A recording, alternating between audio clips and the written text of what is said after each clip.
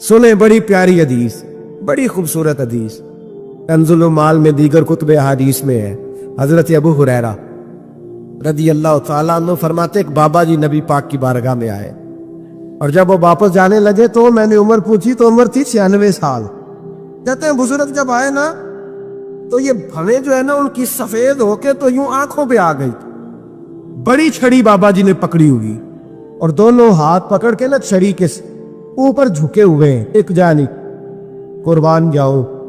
कहते हैं जब वो बुजुर्ग मस्जिद में दाखिल हुए तो मेरे रसूल ने खड़े होकर इस्तकबाल फरमाया, खड़े हो। और नबी करीम सल्लल्लाहु अलैहि वसल्लम ने आगे बढ़ के बाबा जी को बाजू से पकड़ा और बिठाया। हुजूर बैठ पे, कहा बुजुर्गो कैसे आए हो? तो कहते हैं वो बाबा जी बात करते तो आंख खोल के पहले हुजूर का चेहरा देखते, फिर वो बात करते तो उनके लबो लहजे के अंदर बड़ी परेशानी, बड़ी तकलीफ, बड़ी मायूसी। अर्ज करने लगे या रसूल अल्लाह, हुजूर जिंदगी सारी गुनाहों में बीत गई है, हुजूर गलतियां ही गलतियां, याद माजी अजाब है यार, अब छीन ले मुझसे हाफजा मेरा। अल्लाह के रसूल बड़ी लंबी फहरिस्त है, पाप ही पाप है, काले स्याह दफ्तर है। या रसूल अल्लाह सल्लल्लाहु अलैहि वसल्लम जब पलक के देखता हो हुजूर मुझे नेकी दिखाई नहीं देती। हुजूर इस उम्र में आपका एक सहाबी मिला है, उसने बात समझाई है तो थोड़ा ख्याल आया है, लेकिन या रसूल अल्लाह सल्लल्लाहु अलैहि वसल्लम अब मेरा वजूद बेकार हो गया है, हुजूर बूढ़ा हो गया हो। 3 बातें कही बुजुर्गों ने और निराली कही। कहने लगे या रसूल अल्लाह सल्लल्लाहु अलैहि वसल्लम, हुजूर अब तो मेरी कमर भी सीधी नहीं होती कि मैं नमाज ही सही अदा कर सकूं, बूढ़ा हो गया। या रसूल अल्लाह सल्लल्लाहु अलैहि वसल्लम अब मेरे अंदर ताकत नहीं कि मैं मेहनत मजदूरी करके सदके और खैरात दे सकूं। या रसूल अल्लाह सल्लल्लाहु अलैहि वसल्लम अब मैं तलवार लेके जिहाद भी नहीं कर सकता।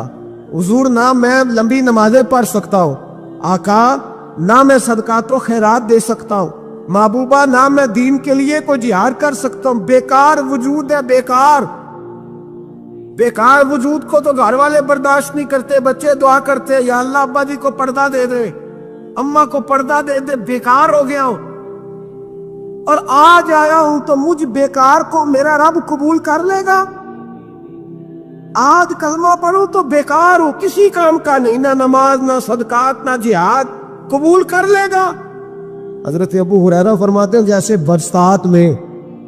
बरसात में बारिश की झड़ी लगती है, यूं मुस्तफा की आंखों से झड़ी लग गई। हुजूर खोल के रोए, खोल के। और मेरे हबीबे पाक ने फरमाया बुजुर्गो बड़े मुजाहिद हैं, दीन के लिए जिहाद करने वाले बड़े हैं, रब करीम को आपकी तलवार की इतनी हाजत नहीं। और फरमाया उसके खजाने कोई खाली तो नहीं कि आप ही गोया सदका देंगे तो भरे जाएंगे।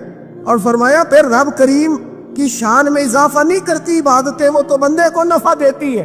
मैं बुजुर्गो ना आप जिहाद करे, ना आप सदकात दे, ना लंबी नमाजें पढ़े, आप सिदक दिल से आ जाए, अल्लाह के रसूल का वादा है रब आपको बगैर हिसाब के नाम जन्नत अता फरमा देगा। आना तो शर्त है कि नहीं, आए तो सही ना, पहुंचे तो सही, आ जाए उसको नहीं आजत सदका तो खैरात की जिहाद की तबलीग, आए तो सही नहीं।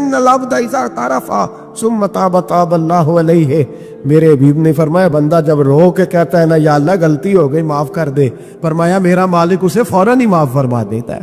तू आ तो सही, तू आता ही नहीं, तू आ ही नहीं रहा, तू घर में बैठा हुआ है, तू सोया हुआ है, तू दुकानदारी कर रहा है, तू पैसे गिन रहा है, तू आया ही नहीं, आ तो सही।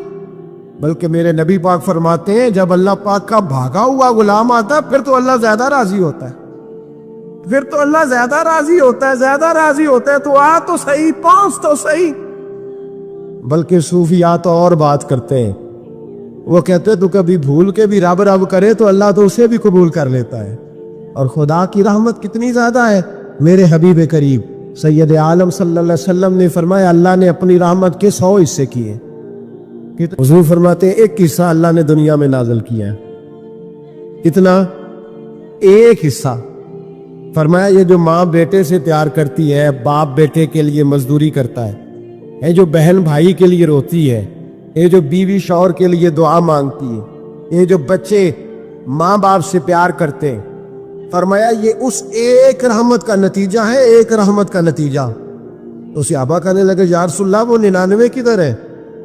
نبی پاک نے فرمایا رب کریم نے سنبھالی ہوئی ہے، قیامت کے دن تمہیں عطا فرمائے گا، ابھی تو ایک نازل کی ہے۔ عارف رومی رحمۃ اللہ علیہ فرماتے ہیں کہ ایک شہر ایسا تھا جس میں ایک بیماری بار بار حملہ کرتی تھی، تو 3-4 پہاڑیاں ایک دوسرے کے اوپر تھیں، اکٹھے پہاڑ بنے ہوئے تھے، اس کے اوپر وہ جڑی بوٹی تھی جس سے اس بیماری کا علاج ہوتا تھا۔ تو کئی حکیموں نے بتایا کہ اگر وہ جڑی بوٹی حاصل کر لی جائے تو تمہارے شہر کے لوگ صحت یاب ہو سکتے ہیں، پر وہ 4 پہاڑیاں اوپر نیچے، اور پھر ڈھلان بڑی سیدھی تھی، جو پیر رکھتا پھسل جاتا، کوئی جرت ہی نہ کرتا اوپر جانے کی، لیکن لوگ بیمار تھے، تکلیف میں تھے۔ بالآخر ایک شخص نے ارادہ کیا کہ کب تک لوگوں کو بیماری سے سسکتے تڑپتے مرتے دیکھتا رہوں گا۔ اس نے کلاڑا اٹھایا، ہتھوڑا اٹھایا، پہاڑ کاٹنا شروع کیا کہ میں سیڑھیاں بناؤں گا اوپر جانے کے لیے۔ فرماتے ہیں کہ وہ پہاڑ کاٹ رہا تھا تو جو قریب آتے تھے نا، وہ اسے کہتے تھے پاگل ہو گیا تو اکیلا بندہ کیسے پہاڑ کاٹے گا، بیوقوف ہے، چھوڑ دے۔ اس نے کہا یار تم ساتھ نہیں چل سکتے تو حوصلہ شکنی تو نہ کرو، مجھے کچھ کرنے تو دو۔ سالوں لگ گئے، ایک پہاڑ کاٹ کے سیڑھیاں بنائی اس نے، یہ دوسرا پہاڑ شروع کیا، پھر سالوں لگ گئے اور 2 پہاڑ کاٹے تھے، بڑھاپا آ گیا، بیمار ہو گیا، موت کا وقت آ گیا۔ اب چونکہ سیڑھیاں بن گئی تھی تو 2 پہاڑ کٹ گئے تھے، وہاں تک لوگ آنے جانے لگے تھے۔ این اس وقت جب وہ دنیا سے جا رہا تھا، پھر بھی کچھ لوگ حوصلہ شکنی کر رہے تھے، اسے کہہ رہے تھے خدا کے بندے کیا نتیجہ نکلا۔ کچھ لوگوں کی ڈیوٹی ہوتی ہے اپوزیشن کا کردار ادا کرنا، وہ ہر موقع پر حوصلہ شکنی کرتے ہیں۔ اب اس پر آخری وقت آ گیا ہے، باوجود اس کے کچھ لوگوں نے جا کے کہا کیا نتیجہ نکلا جی، تیرے پر موت کا وقت آ گیا ہے، تو اوپر تک تو جا نہیں سکا، فائدہ کیا ہوا؟ وہ کہنے لگا بیوقوفو تمہیں پتہ ہی نہیں میں کامیاب ہو کے جا رہا ہوں۔ انہوں نے کہا کس طرح؟ کہنے لگا میں نے آدھا سفر آسان کر دیا ہے، اب جو میرے بعد آئے گا نا اسے 0 سے نہیں شروع کرنا پڑے گا، میں نے آدھا سفر اس کے لیے آسان کر دیا۔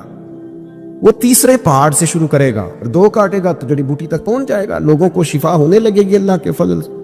ہم پتہ کیا کرتے ہیں، بالخصوص میرے وطن کا رواج یہ ہے کہ لوگ آدھا سفر بھی آسان کرنے کو تیار نہیں، وہ کہتے ہیں نہیں سارا ہی فلانا کرے گا۔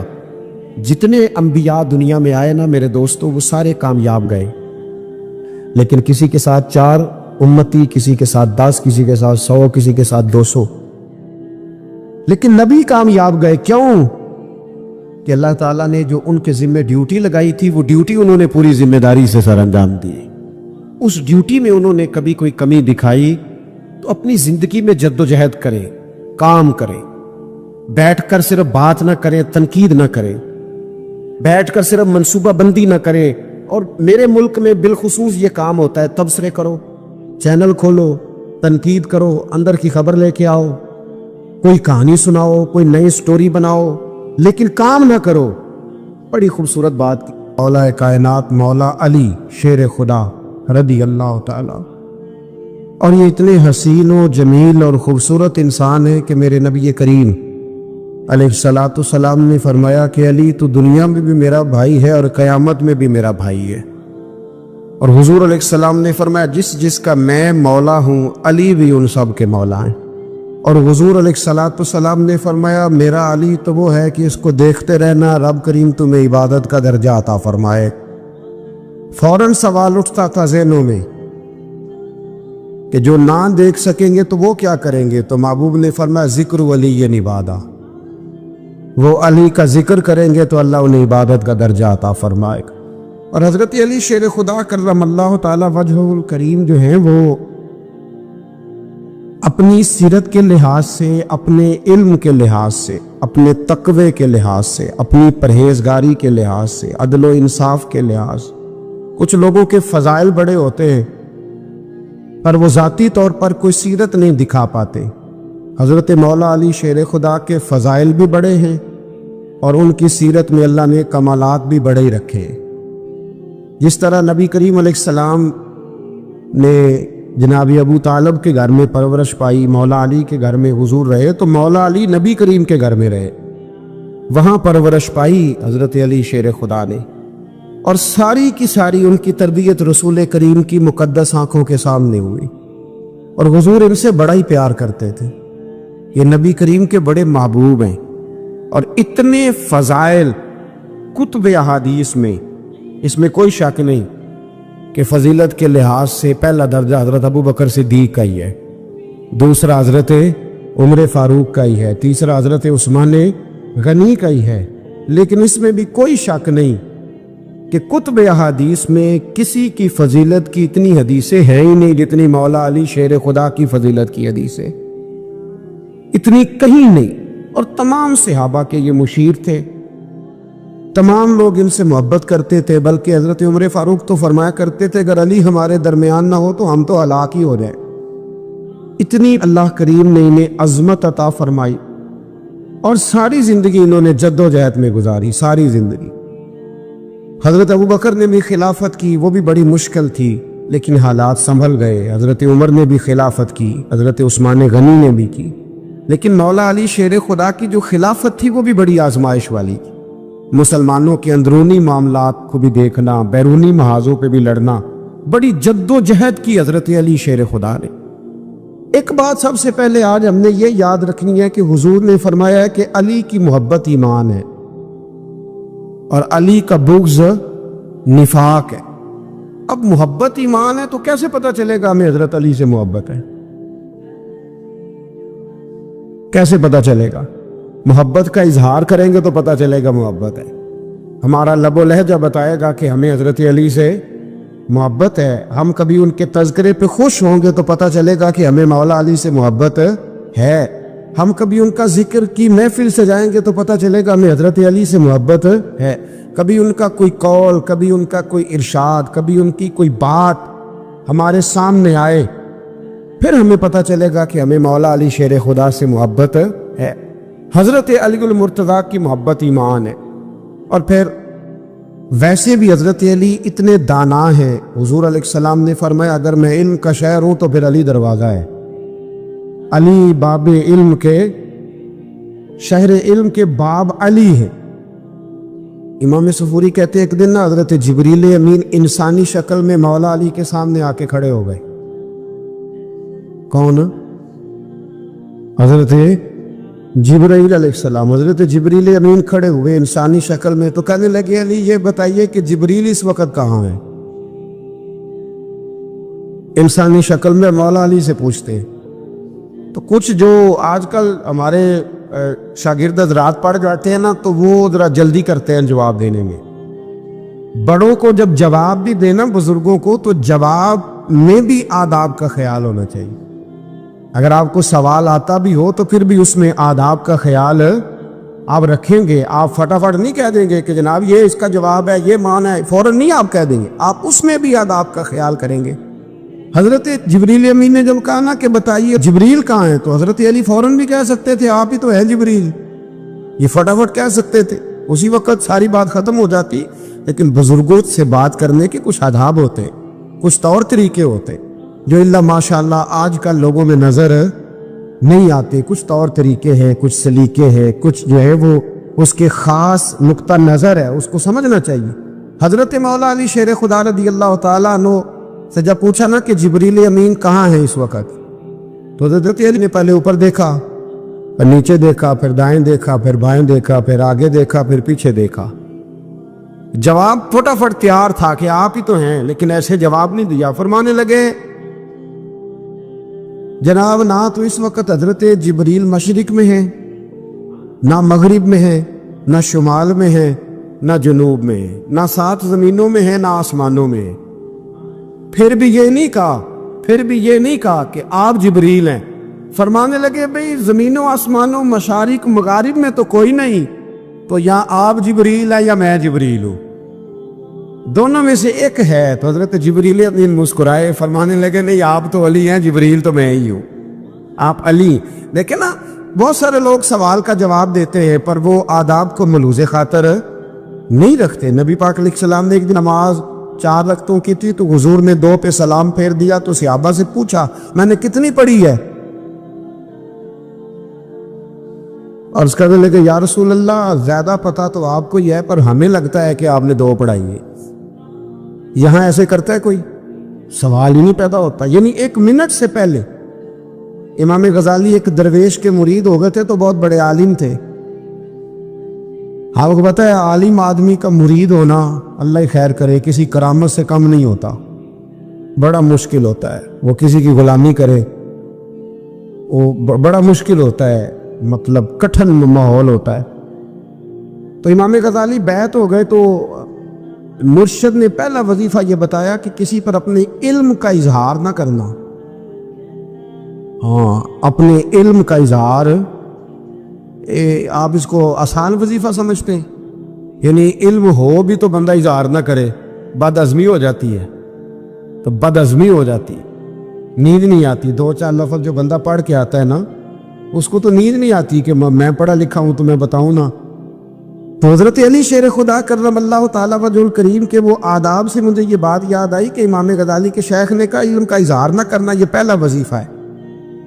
شیخ شہاب الدین سہروردی کہتے ہیں مجھے میرے ماموں حضور غوث پاک کے پاس لے گئے تھے تو جاتے ہوئے میرے رستے میں خیال آ رہا تھا میں الحمدللہ خود پڑھا لکھا ہوں, کہ جب انہوں نے جا کے پیش کیا نا غوث پاک کی بارگاہ میں کچھ دے تو حضور غوث اعظم فرمانے لگے بھرے ہوئے پیالے میں کیا ڈالوں, پہلے ہی فول ہے, کوئی گنجائش ہی نہیں. تو فرماتے ہیں پھر میں اگلی دفعہ گیا تو غرور علم کو توڑ کے گیا, تو پھر میں غوث اعظم کی بارگاہ میں بیٹھا تو اللہ تبارک و تعالیٰ نے پھر مجھے جھولی بھر کے خیرات عطا فرمائی. یاد رکھ. تو کہتے ہیں انہوں نے کہا کہ اظہار نہیں کرنا علم کا. تو بس ایک دن بیٹھے بیٹھے نا ایک بندہ مسئلہ پوچھنے آیا, انہوں نے بزرگوں سے مسئلہ پوچھا, میرے مرشد سے. امام غزالی کہتے ہیں میرے پیر سے مسئلہ پوچھا تو وہ کہنے لگے بھئی مجھے نہیں اس سوال کا جواب آتا. حضرت صاحب نے کہہ دیا مجھے نہیں آتا. کہتے میں قریب تھا, میں نے اس بندے کو بلایا, میں نے کہا مجھے آتا ہے جواب, میں بتاؤں؟ تو کہتے شیخ فرمانے لگے غزالی تیرا کیا خیال ہے مجھے نہیں تھا جواب آتا, تو تجھے آزمانے کے لیے کہا تیری ابھی میں نہیں نہ گئی تو کوئی نہیں میاں پھر ابھی تو رستے میں ہی رہے گا. فٹافٹ لوگ کہتے ہم ایسی لاکھوں کتابیں قابل ضبطی سمجھتے جن کو پڑھ کے بیٹے باپ کو خبتی سمجھتے. ایک بات یہ کہ ان سے محبت کرنی ہے, دوسری بات یہ کہ ان کی سیرت. پہلی بات زندگی میں ادب بڑا کیا مولا علی شیر خدا, بڑا ادب کیا. حضرت علی کہتے ہیں میں نے نبی پاک سے ایک سوال پوچھنا تھا تو میں نے 14 دن انتظار کیا.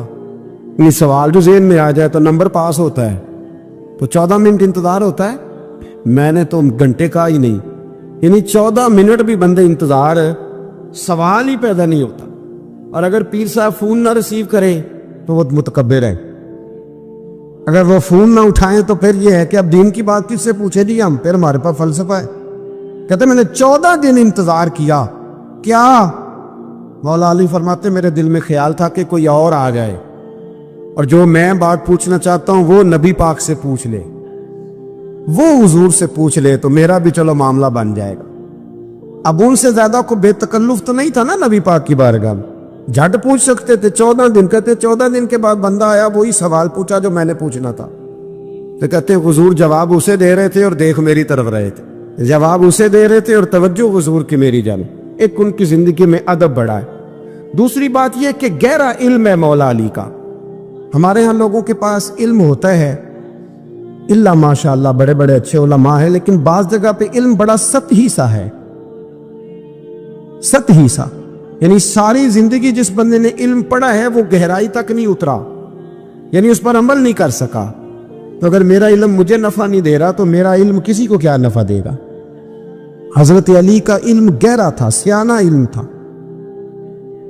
گہرائی والی بات کرتے تھے, بڑی سوچ سمجھ کے فیصلہ کرتے تھے اور بڑے زیرک تھے, دانا آدمی تھے حضرت مولا علی شیر خدا رضی. اور آپ کا فہم و فراست نرالا تھا. ایک شخص نے کہا جی میں نے ترس کھا کے ایک عورت سے شادی کیا, وہ بوڑھی تھی, ترس کھا کے نکاح کیا. میں جوان, وہ بوڑھی ہے, پر میں قریب جاتا ہوں تو مجھے پتہ نہیں کیا ہوتا ہے. وہ بڑی جگہ پہ گیا ہوں پر میرا مسئلہ نہیں حل ہوتا, حالانکہ وہ لاوارث تھی اور شادی نہیں اس کی ہو سکی. تو حضرت علی شیر خدا فرمانے لگے بی بی کو میرے پاس لا, عورت کو لا. وہ لائے تو آپ فرمایا تیرا نکاح نہیں ہوا؟ کہنے لگی نہیں. فرمایا سوچ لے, چپ کر کے. فرمایا کوئی گناہ کیا ہو؟ خاموش ہو گئی. کہنے لگی میں نے میرا آغاز تھا جوانی کا تو میں نے ایک ناجائز بچہ پیدا کیا اور اسے پھینک دیا. آبادی میں پھینکا تو حضرت علی شیر خدا فرمانے لگے یہ تیرا وہی بچہ ہے. چونکہ جو اس نے کیفیات بتائی ہیں وہ یہ ہے کہ انسان ماں بہن جو اس کی ہوتی ہے نا، کچھ بھی ہو جائے، اللہ تعالیٰ نے فطری جذبے رکھے ہوتے ہیں. تو وہ کوئی حیوان ہو تو بات الگ ہے، اگر انسان ہو تو وہ مطلب انسان ماں کے سینے سے لگ بھی جائے تو اسے شفقت کا رنگ تو نظر آتا ہے، لیکن اس کے اندر وہ جذبات پیدا ہو سکتے نہیں. بیٹی سینے سے لگ جائے تو وہ والے جذبات اس میں تو حضرت علی شیر خدا کا علم بڑا باریک.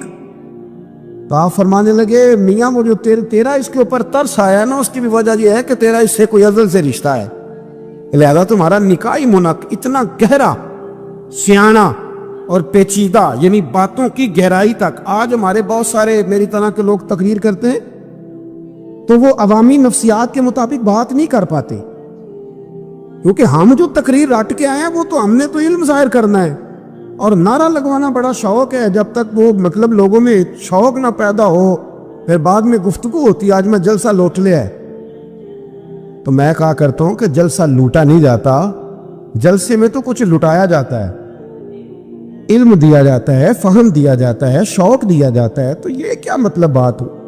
تو گہرا علم تھا. چوتھی بات، علم بھی تھا اور تقوی بھی تھا، پرہیزگاری بھی تھی. جب آپ خلیفہ تھے نا، امیر المومنین تھے، امیر المومنین، آپ چلو صوبائی وزیر کی بات نہیں کرتا، آپ کسی نا حلقے سے، جو وہ ہمارے پاکستان میں عہدے بہت زیادہ ہیں، تو جس کو کوئی ہلکا سا نا، چلو پرانا ورکر ہے تو کوئی دے دیتے ہیں، اس کو بھی مل جائیں تو 15 کو بورڈ تو اس کے بھی کہیں نہیں گئے مبارکباد کے.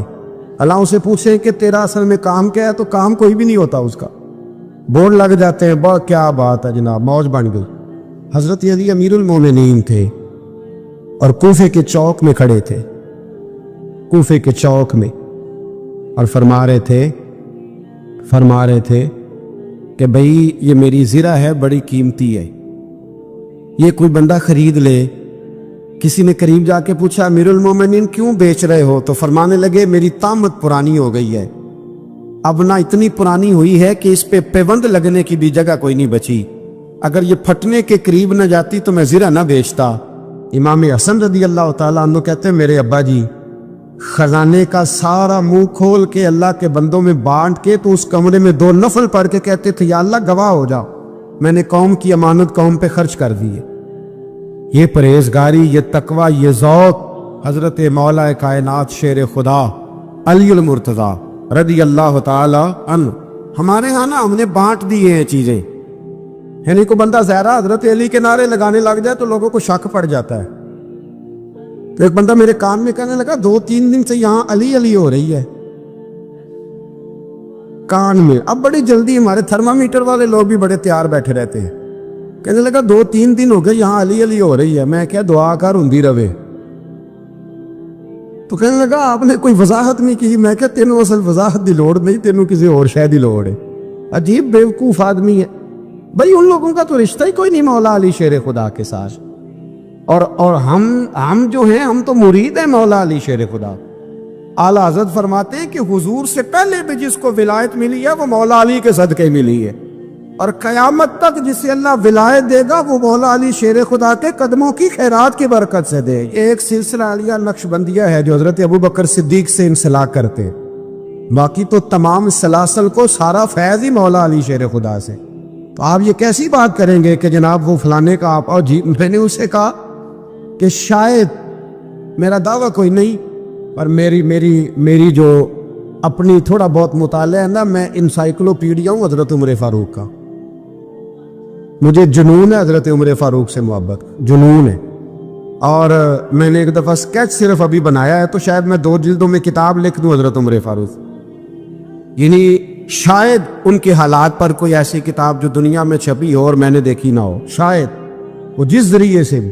اور آپ میری گفتگو سن لیں، شاید ہر دوسری بات میں حضرت عمر کی کرتا ہوں، لیکن ایک بات پکی ہے کہ مرید میں مولا علی شیر خدا کا. یہ بات میاں پکی ہے، اس میں شک کوئی نہیں نا. اس لیے کہ حضور کے بعد فیض مولا علی سے، پھر امام حسین سے، پھر امام زین. یہ ہمارے بزرگوں نے ہمیں شجرہ یہ دیا ہے. تو آپ وہ جو بات جہاں ہے وہ وہاں ہے. حضرت ابو بکر صدیق کے بارے میں جو شک کرے پکا بے ایمان ہے. پر اس میں تو بات پکی ہے نا کہ حضور نے فرمایا علی تجھے دیکھنا بھی عبادت اور تیرا ذکر کرنا بھی عبادت. تو خدا کے بندو علی علی نہ کریں, ہم تو مر جائیں. کوئی جگہ ہی نہیں ہے سوائے حضرت علی شیر خدا کے ذکر کرنے کے. تو یہ کچی کمزور باتیں نہ کرو. یہ کوئی عجیب بات ہے کہ جی وہ اگر علی علی زیادہ کیا تو کوئی فلانے طبقے سے تو نہیں. تو یہ ایسی کمزور بات آپ کیوں کرتے ہیں میاں؟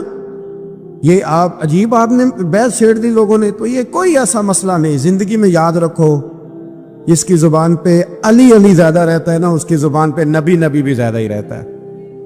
ختم ہو گئی بات. تو ان چکروں سے باہر آئیں, آپ باہر آئیں ان چکروں سے. اور اسی طریقے سے میں نے کہا تھا کہ ہم کوئی ترازو لے کے نہیں بیٹھے ہوئے کہ فضیلت کس کی زیادہ ہے. اما عائشہ صدیقہ جو ہیں وہ مومنوں کی ماں ہیں, اور اس میں کوئی دوسری رائے نہیں کہ اس خاتون کے امت مسلمہ پر اتنے احسانات ہیں کہ دنیا گن نہیں سکتی. لیکن یہ ہے کہ رسول کریم نے فرمایا کہ فاطمہ میرے جگر کا ٹکڑا ہے. اب میں ترازو لے کے بیٹھ جاؤں کہ حضرت فاطمہ کی شان زیادہ ہے یا حضرت عائشہ کی, تو میں بیوقوفی ہوں نا.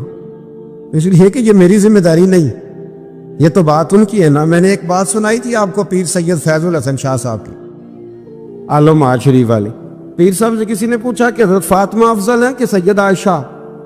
تو آپ فرمانے لگے پہلی بات تو یہ کہ تجھے یہ سوال ہی نہیں کرنا چاہیے تھا, اور اگر تو نے کر لیا ہے تو پھر جواب سن لے. فرمانے لگے فاطمہ زوجہ ہیں حضرت علی کی, اور عائشہ زوجہ ہیں نبی پاک کی. تو علی کی زوجہ نبی کی زوجہ سے افضل نہیں ہو سکتی. اور پھر فرمانے لگے عائشہ بیٹی ہے ابو بکر صدیق کی, اور فاطمہ بیٹی ہے مصطفیٰ کریم کی. تو ابو بکر کی بیٹی نبی کی بیٹی سے افضل نہیں ہو سکتے. وہ بندہ کہنے لگا حضرت جی رزلٹ کیا نکلا؟ کہنے لگے گھر جا کے کڑ دا رہی تینوں گل دس چھڑی ہے, اب تو گھر جا اور رزلٹ گھر جا کے نکالتا رہے. میں نے تو تجھے نا بتا دیا ہے کہ جو اصل بات ہے وہ یہ ہے کہ ابو بکر صدیق کی بیٹی نبی پاک کی بیٹی سے افضل ہو سکتی نہیں, اور علی المرتضیٰ کی زوجہ نبی پاک کی زوجہ سے افضل ہو سکتی. باقی جا تو نتیجہ گھر جا کے نکال, نتیجہ گھر جا کے نکال. تو ہمارے بزرگ تو اس لیول پہ سوچتے, اس لیول پہ. حضرت عائشہ صدیقہ رضی اللہ تعالیٰ عنہ اگر گھوڑے پہ بیٹھتی تھی نا تو مولا علی لگام تھام لیتے تھے, ماتے تھے یہ ماں ہے مومنو, یہ ماں ہے مومنو. آپ کیا بات کرتے؟ حضرت عمر فاروق کو کبھی حضرت عائشہ بلا لیتی تو کامتے ہوئے حاضر ہوتے. ماں ہے مومن. یہ کچی باتیں چھوڑ دے, عشق کرے تو کھول کے کرے, ڈر ڈر کے نہ کرے. میں نے درجنوں تقریروں میں کہا کہ منقبتیں لکھو حضرت صدیق اکبر کی بھی, حضرت عمر کی بھی منقبت لکھو, حضرت عثمان کی بھی لکھو, اور ہم سنتے ہیں الحمدللہ وہ ساری. لیکن میرے بھائی یہ یاد رکھے, اس میں کوئی شک نہیں, ان کی عظمتیں, شانیں, فضیلتیں وہ بلندیاں ہیں. ہمارا یہی عقیدہ ہے, اور الحمدللہ ہماری نسلیں بھی اسی پہ قائم رہے گی. ہم انہیں نسلیں مانیں گے ہی تب کہ خلفائے راشدین کی جو خلافت کی ترتیب ہے وہی فضیلت کی ترتیب ہے. لیکن میاں یہ بھی تو ہے نا کہ جس کا جو مرشد ہو نا اسے وہ بہرحال دوسروں سے افضل جانے گا تو فیض پائے گا, وہ جانے گا. تو اس لیے نظریہ ہمارا یہی ہے کہ وہ خلفائے ثلاثہ حضرت مولا علی سے, اور حضرت علی کا اپنا فرمان ہے. آپ فرمایا کرتے تھے جس نے مجھے ابو بکر صدیق اور عمر فاروق سے افضل کہا میں اسے مفتری کی سزا, جھوٹے کی سزا دوں گا, اسے کوڑے ماروں گا, کوڑے ماروں گا. وہ جھوٹا ہے جو مجھے ابو بکر اور عمر سے افضل کہتا ہے. تو ان کی تو اپنی بات, اور میں نے وہ بڑی تفصیل کے ساتھ ایک دفعہ عرض کیا تھا کہ حضرت علی تو خود منبر کوفہ پہ بیٹھ کے بتایا کرتے تھے کہ اگر میرے جیسے بہادر سے پوچھو کہ بہادر کون ہے تو میں ابو بکر صدیق کا نام بتاؤں گا. تو اس لیے مطلب اب ہم سہم جائیں فٹافٹ کہ فلانا نہ ناراض ہو جائے. تو بھئی جب ہم درجنوں جمعے حضرت صدیق اکبر پہ پڑھاتے ہیں اس وقت تو نہیں نا کسی کو ٹینشن ہوتی. جب حضرت عمر پہ پڑھاتے ہیں, حضرت عثمان پہ, تو ویسے بھی بندوں کو جواب دینے کا اگر انسان مزاج بنا لے تو کس کس کو مطمئن کرے گا. یہ تو 4 ادھر نکل جاتے ہیں تو 15 ادھر نکل جاتے ہیں. آپ ذہن اللہ رسول کو جواب دینے کا بنائیں.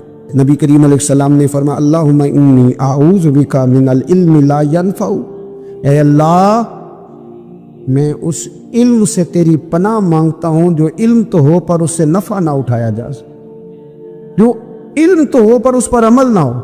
داتا صاحب رحمۃ اللہ علیہ فرماتے ہیں علم ہمیشہ اس لیے سیکھنا کہ اللہ تبارک و تعالیٰ تمہیں اس کا نفع عطا کرے, اور پھر آگے بڑھتے ہیں. تو آپ فرماتے ہیں جب علم سیکھ لو تو پھر نہ اللہ رسول سے عشق کرنا, فرماتے ہیں پھر نمازیں پڑھنا آسان ہو جائے گا، روزے رکھنا آسان ہو جائے گا، قرآن مجید پڑھنا آسان، محبت کرنا۔ اور آپ نے مثال دی، جہاں بھی کوئی بات سمجھاتے ہیں ایک مثال دیتے ہیں، مثال دی۔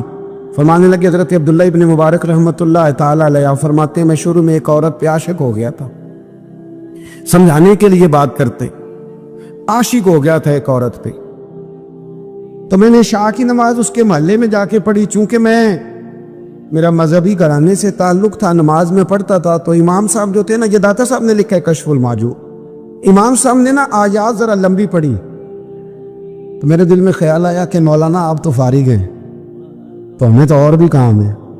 تو کہتے ہیں نماز سے فارغ ہو کے میں اس کے گھر کے چکر لگاتا تھا، ساری رات گھومتا رہتا تھا، وہ چند لمحوں کے لیے چھت پہ آتی تھی، دو ایک بات کرتی تھی، چلی جاتی تھی۔ حد یہ ہے کہ مجھے کبھی اس پہ غصہ بھی نہیں آیا، اور اس کا انتظار کر کے کبھی نہ تھکا بھی۔ یہ داتا صاحب لکھ رہے ہیں۔ حضرت عبداللہ ابن مبارک فرماتے ہیں ایک رات میں گیا، اسی طرح میں نے نماز پڑھی، پھر میں اس کے گھر گیا، میں ساری رات، سردیوں کی ٹھنڈی رات، 11-12 گھنٹے اس کے گھر کا طواف کرتا رہا، معاذ اللہ چکر لگاتا رہا۔ آدھی رات کو سحری کے وقت وہ چھت پہ آئی 1 منٹ کے لیے، اور کہنے لگی گھر میں مہمان بہت زیادہ ہیں، آج بات نہیں ہو سکے گی۔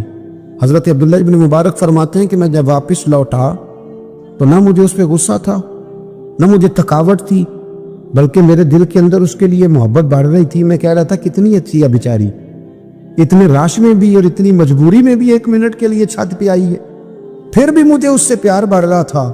کہتے ہیں جب میں تھوڑا آگے بڑھا تو فجر کی اذان ہو رہی تھی، یکدم میرے اندر سے آواز اٹھی، میں نے کہا عبداللہ اگر تو ایک عورت کے لیے ساری رات کھڑا رہتا ہے، نہ تھکاوٹ ہوتی ہے، نہ غصہ آتا ہے، بلکہ پیار بڑھتا ہے، اگر عورت کے لیے بندہ کھڑا رہ سکتا ہے تو رب رسول کے لیے بھی کھڑا رہ سکتا ہے۔ پھر تراویح پڑھنا کوئی اتنا مشکل کام نہیں ہے، پھر تہجد کے لیے اٹھنا کوئی مشکل کام نہیں ہے، شرط یہ ہے کہ پیار ہو جائے۔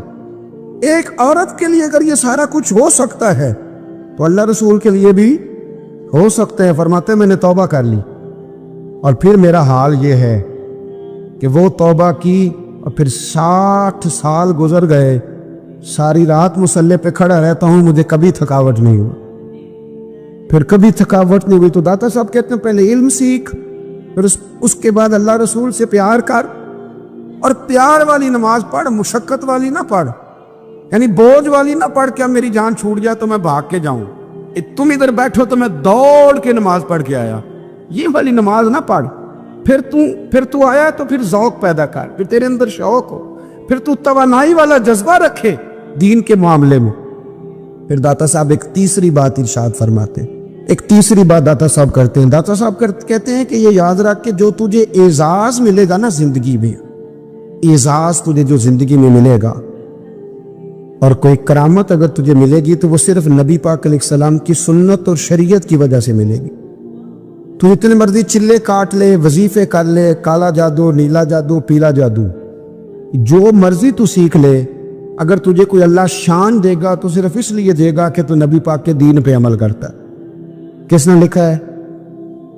اللہ کرے آپ کو میں یاد کرا سکوں، اللہ کرے ایسا ہو جائے اور میری جماعت سمجھنے لگ جائے کہ داتا صاحب کہتے ہیں سنت شریعت پہ عمل کرنا چاہیے، اور میں کوئی ایسی چھپی چھپائی بات بھی نہیں کر رہا، اس کو چلا دے، کوئی ایسی چھپی چھپائی بات بھی نہیں کر رہا۔ کشف المعجوب دنیا کی ہر زبان میں اردو میں ملتی ہے، آپ لے کے دیکھ سکتے ہیں۔ داتا صاحب فرماتے ہیں اعزاز جو تمہیں ملے گا نا، اگر شان چاہتے ہو، وہ ہمارے نا بہت سارے ایسے لوگ ہیں جو کہتے ہیں کوئی ایسی چیز ہاتھ لگے، اعلیٰ دین کا چراغ ہو، ایسے گھسایا جائے اور فوری طور پہ پیر صاحب نے کہہ دیا تو ریل پیل ہو گئی پیسوں کی۔ تو میں کہتا ہوں یہ تو دین کا مزاج ہی نہیں، یہ تو دین کی طبیعت ہے ہی نہیں، یہ تو ذوق ہی نہیں دین کا، یہ طبیعت ہی نہیں، مزاج ہی نہیں۔ میرے عزیز داتا علی اجمیری رحمۃ اللہ علیہ فرماتے ہیں تو سنت پہ عمل کر، شریعت پہ عمل کر۔ اللہ کا قرآن کہتا ہے قل ان کنتم تحبون اللہ فاتبعونی یحببکم اللہ، فرمایا اللہ کا قرآن کہتا ہے کہ جب تو نبی کریم کی غلامی کرے گا نا تو اللہ خود تمہیں اپنا محبوب بنا لے گا، اللہ خود تمہیں اپنا محبوب بنا لے گا۔ تو اور کیا چاہیے؟ داتا صاحب نے ایک بزرگ کی بات لکھی ہے جو تابعی ہے، تابعی اس کو کہتے ہیں جو صحابہ کے شاگرد ہوتے ہیں۔ ایک بزرگ کی بات لکھی جو تابعی ہے، وہ فرماتے ہیں کہ ان بزرگوں کا طریقہ یہ تھا کہ وہ لوگوں سے چھپ کے نا پہاڑ کے پیچھے عبادت کرتے تھے، اور پوزیشن ان کی یہ تھی کہ کسی سے ملتے نہیں تھے، بالخصوص فجر کی نماز سے لے کر عصر کی نماز تک بکریاں رکھی ہوئی تھیں، ان کو چراتے رہتے تھے فرات کے کنارے اور نفل پڑھتے رہتے۔ اس وقت کو ملنے بھی نہیں آتا تھا۔ ایک شخص بڑی دور سے ان کی شہرت سن کے آیا، میں نے تو ملنا ہے۔ لوگوں نے کہا وہ اس وقت نہیں ملتے، ناراض ہوتے ہیں۔ اس نے کہا اللہ کا بندہ ہے نا، ناراض ہو بھی جائے گا تو لمبا ناراض رہے گا نہیں، اللہ والے جلدی راضی ہو جاتے ہیں۔ پہنچ گئے۔ اب وہ بابا جی نماز پڑھ رہے تھے تو کہتے میں نے عجیب منظر دیکھا کہ بابا جی فرات کے کنارے نماز پڑھ رہے ہیں اور ایک بھیڑیا ان کی بکریوں کی حفاظت کر رہا ہے۔ کہتے میں حیران رہ گیا کہ بھیڑیا تو بکریاں کھایا کرتا ہے اور یہاں چرا رہا ہے۔ کہتے میں جب گیا تو بابا جی نوافل میں مشغول تھے، مجھے دیکھ کے کہنے لگا اس وقت کیوں آئے؟ میں نے کہا حضور اگر آئے گیا ہوں تو پھر مہربانی کریں قبول فرما لیں۔ میں بیٹھ گیا تو میں نے کہا حضور یہ بھیڑیا بکریاں چرا رہا ہے، بھیڑیا اور بکریے کی صلح کب سے ہو گئی؟ تو فرماتے ہیں لمبی تقریر نہیں، ہلکا سا جملہ۔ فرمانے لگے جب سے بکریوں کے مالک نے رب سے صلح کر لی ہے نا، تب سے بھیڑیوں نے بھی بکریوں سے صلح کر لی ہے۔ بکریوں کے مالک نے رب سے صلح کر لی، گناہ چھوڑ دیے، اس کی فرما برداری میں آ، اب پھر اسے بکریاں چلانے کی ضرورت نہیں رہی۔ بکریاں نہ اب بھیڑیا چراتا ہے۔ کہتے ہیں میرے اوپر کپ کپی طاری ہو گئی بزرگوں کی بات سن کے، اور مجھے پیاس لگی اور خواہش آئی کہ پتہ نہیں اب بابا جی کچھ کھلائیں پلائیں گے بھی کہ نہیں، بابا جی کچھ کھلائیں گے بھی کہ نہیں۔ کہتے میرے دل میں خیال تھا تو بزرگوں نے نا ایک لکڑی کا پیالہ، ان کے پاس وہ غار میں بیٹھے تھے تو ایک چھوٹا سا پتھر تھا، اس کی ڈھلان بنی ہوئی، بابا جی نے اس کے نیچے لکڑی کا پیالہ رکھا، وہ رکھا ہی تھا تو وہ دودھ سے بھر گیا۔ کہتے انہوں نے مجھے دیا تو ٹھنڈا اور میٹھا دودھ، میری طبیعت خوش ہو گئی۔ بابا جی نے دوبارہ وہی پیالہ اسی جگہ رکھا تو شہد سے بھر گیا۔ 1000 سال پہلے داتا صاحب لکھ رہے ہیں۔ کہتے مجھے دیا، میں نے فوراً کہا، میں نے کہا حضور یہ دودھ تو گائیں بھینس دیتی ہے، پہاڑوں سے تو نہیں نکلا کرتا، اور شہد تو شہد کی مکھیاں دیتی ہیں، پتھروں سے تو نہیں نکلتا، یہ آپ کہاں سے نکال رہے ہیں؟ تو کہتے ہیں وہ قرآن مجید پڑھنے لگے۔ وَإِذِ اسْتَسْقَىٰ مُوسَىٰ لِقَوْمِهِ، جب موسیٰ کی قوم نے ان سے پانی مانگا، فرمانے لگے موسیٰ کی نافرمان قوم پانی مانگے، حضرت موسیٰ پتھر پہ ڈنڈا مارے تو اللہ وہاں سے 12 چشمے جاری کر دے۔ جو رب حضرت موسیٰ کی نافرمان قوم کے لیے پتھر اور پہاڑوں سے چشمے نکال دیتا ہے نا، وہ محمد عربی کے غلاموں کے لیے پتھر اور پہاڑوں سے دودھ اور شہد بھی نکال لیا کرتا ہے۔ وہ بزرگ کہنے لگے بس بات یہ ہے کہ آج بھی ہو اگر ابراہیم کا ایمان پیدا تو آگ کر سکتی ہے انداز گلستاں پیدا۔ کہنے لگا حضور پھر میرے لیے بھی دعا کریں۔ آپ فرمانے لگے پھر دعا نہ کرا تو مدینے والے کی غلامی شروع کر، تو نبی کریم کی غلامی شروع کر، تو رسول پاک کی غلامی شروع کر۔ ایک بات علم، پھر فرمایا اللہ رسول سے محبت، پھر فرمایا حضور کی غلامی۔ اس سے سارے مکاشفات کھلیں گے، اس سے سارے مشاہدات کھلیں گے، اسی سے کرامتیں ملیں گی، اسی سے مقبولیت ہوگی، اسی سے اللہ نبی کی بارگاہ میں درجہ ملے گا۔ پھر داتا صاحب آگے بڑھتے فرماتے فقر بھوکے رہنے کا نام نہیں، پورا باب بند ہے داتا صاحب۔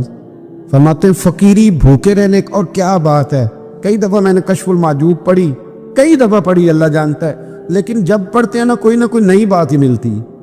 رات پڑھی تو ایک نئی بات سامنے آئی۔ داتا صاحب نے نا حضرت ابوبکر صدیق کا ایک قول لکھا ہے۔ حضرت ابوبکر صدیق اللہ کی بارگاہ میں دعا کرتے، کہتے یا اللہ مجھے پیسے زیادہ دے۔ اللہ اکبر، انداز لے کے داتا صاحب نے لکھا یا اللہ مجھے پیسے، اللہ مجھے مال زیادہ دے، پر مالک مجھے مال کی محبت نہ دینا۔ عجیب دعا ہے بھئی یہ بھی، اللہ پیسے دے پر پیسوں کی محبت